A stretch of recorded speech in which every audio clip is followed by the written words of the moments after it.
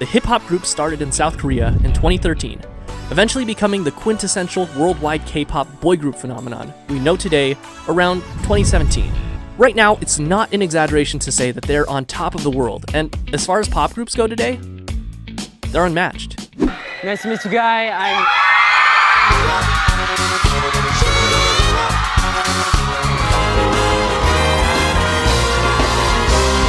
Their popularity is being compared to that of One Direction in their heyday, or even the Beatles.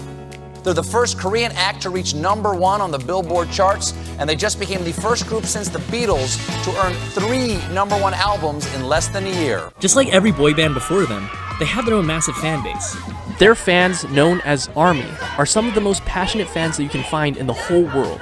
However, starting in December 4th, 2022, ARMY will likely see the members of BTS join the South Korean Army. You see, mandatory military service in South Korea has been around since 1948. The beginnings of South Korea as a country, this mandatory military service was so important for the new country of South Korea that it was put into its constitution as Article 39, which states that all citizens shall have the duty of national defense under the conditions as prescribed by Act. This means that all physically able men from 18 to 35 must perform military service. And while women can as well, they're not required the same way men are. And if you're at all familiar with the events in Korea that happened during the 50s, you understand why this is so important to them. And while the Korean War had a ceasefire agreement on July 27, 1953, it was exactly that, a ceasefire. The war, technically, never ended.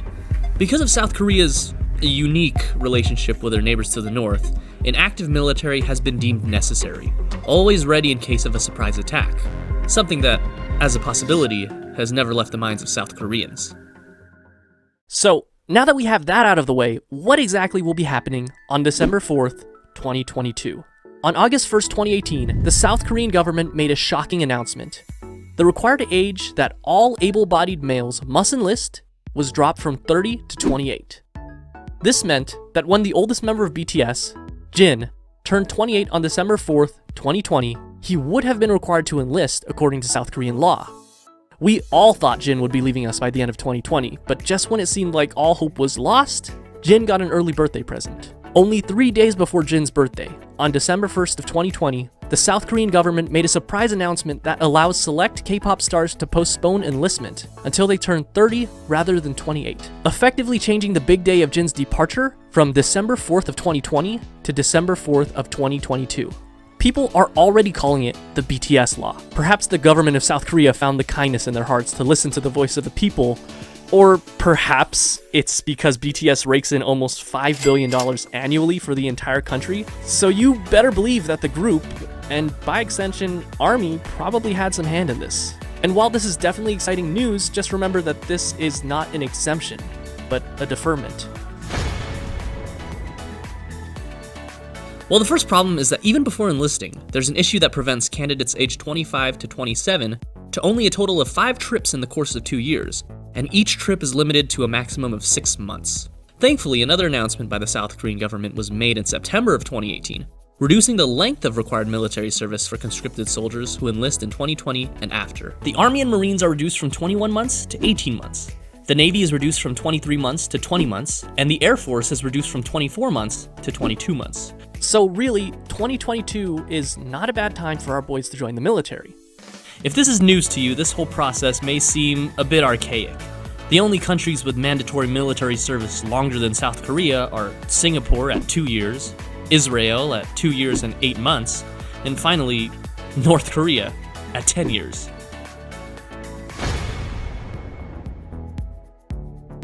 Because of the constant tension between North and South Korea, we don't expect this law requiring mandatory service to be abolished anytime soon. There have been exemptions to military service, however, particularly when it comes to the athletics and the arts, such as Son Heung-min, a football player for Tottenham Hotspurs, and world-famous pianist Jo Sung-jin. In fact, despite its strict policies on mandatory military service, the South Korean government has introduced a staggering amount of exemptions for athletes. The first exemption was given to a wrestler, Yang Jung-mo, after the 1976 Summer Olympics, and afterward, an exemption was then promised to any athlete who won a medal in either the 1986 Asian Games or the 1988 Summer Olympics. In 2002, the same promise was made to the national team if they reached the round of 16 in the FIFA World Cup, and again to the 2006 national team in baseball if they reached the semifinals in the World Baseball Classic. The decision to exempt athletes from military service was an extremely controversial one, and after this, public outrage ensued. The government has since scaled back on exemptions. Current regulations state that there will be special treatment given to any and all athletes who win medals in the Olympic Games or gold medals in the Asian Games. But rather than a complete exemption from military service, they are placed in grade 4 to be enlisted for supplemental service or the second citizen service rather than active duty service. Unless they are an exceptional case, they will not be placed in grade 6, exempt. While grade 4 is better than active military service, they still have to do 4 weeks of basic military training and attend a few days of annual military training for the next few years. Aside from that, they're pretty much free to continue their own sports careers until their service is over. While complete exemptions have been scaled back, we have seen a few in recent years, including 2008 Olympic gold medalist badminton player Lee Young-dae, 2011 swimming world champion Park Tae-won, a 2014 Asian Games gold medalist tennis player, Chung Hyun, and of course, Sun Hong-min, a 2018 Asian Games gold medalist football player, just to name a few. While the exemption is controversial, a strong argument can be made that, when it comes to sports, 2 or more years of military service during that person's prime could be detrimental to their career and even end it prematurely. I mean, countless news articles documented Sun Hong-min's career hanging in the balance when the Asian Games were coming to an end. And look how happy he was when he did win, not just because he won the Asian Games, but also because he didn't have to risk losing his entire career. The same thing, however, cannot be said about K-pop stars. While violinists, pianists, and ballet performers have received an exemption for military service in the past, it has never been the case with actors, directors, and yes, K-pop stars.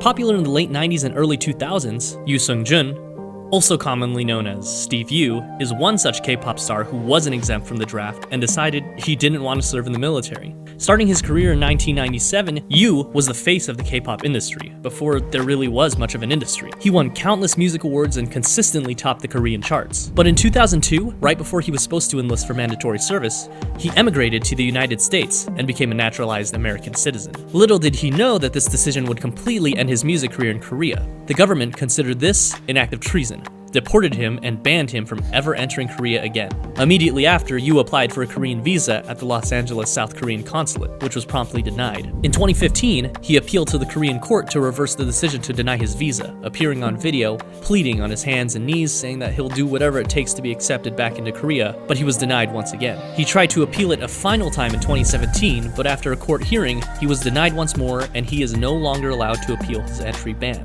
Miraculously, in 2019, the Korean Supreme Court sent Yoo's previously closed case back to the Seoul High Court to review, stating that the law has no restrictions preventing Steve Yoo from visiting South Korea. Soon after, an appeals court reversed its earlier decision in favor of Yoo, which could eventually allow him back into South Korea if all goes well with the Seoul High Court. This remains to be seen, however, and despite being banned 18 years ago, evading military service is so looked down upon by the Korean public that 70% of Koreans still believe Yoo should be banned forever.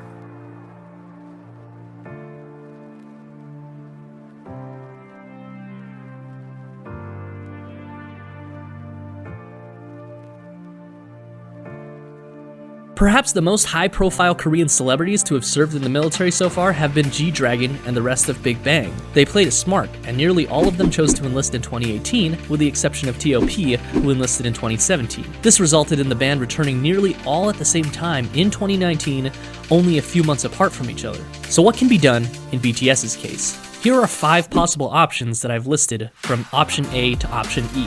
Option A is exemption, of course, which is preferable. This would allow BTS to continue to perform together with no mandatory military service. However, this option is already off the table due to the Defense Ministry's unyielding policy of no exemptions for pop stars. So let's move on to option B. Option B, one after another. This will mostly be the same information as the previous video, but since the mandatory enlistment age for K-pop stars is now 30 instead of 28, 2 years have been added onto every date. If we assume that each member waits to turn 30 to enlist, similar to what we can assume Jin is doing, here's a timeline we can follow. And these are all just estimates based on their birth year. The order of enlistment and return may vary. 2022, Jin leaves. BTS is 6. 2023, Suga leaves. 5 members left. 2024, J-Hope and RM leave. Jin and Suga return. 5 members left. 2025, Jimin and V leave, and J-Hope returns. Depending on who leaves first, we could either have 3 members or 4 members during this time. 2026, RM returns.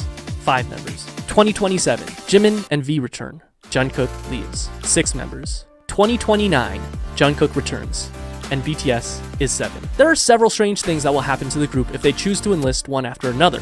First off, for some of 2024 until Suga returns, they won't even have a rapper, unless you count Jungkook, with the remaining members being Jin, Jimin, V, and Jungkook. In 2025, there's a chance that BTS will have only 3 members, with Jin, Suga, and Jungkook. And finally, there may be a chance we see an OT7 reunion for about 3 brief months from June to September of 2027, right before Jungkook leaves. But after that, they will only be 6 until 2029. That's 9 whole years from now. And remember, these are just estimates based on their dates of birth. They may choose to enlist earlier if they want to.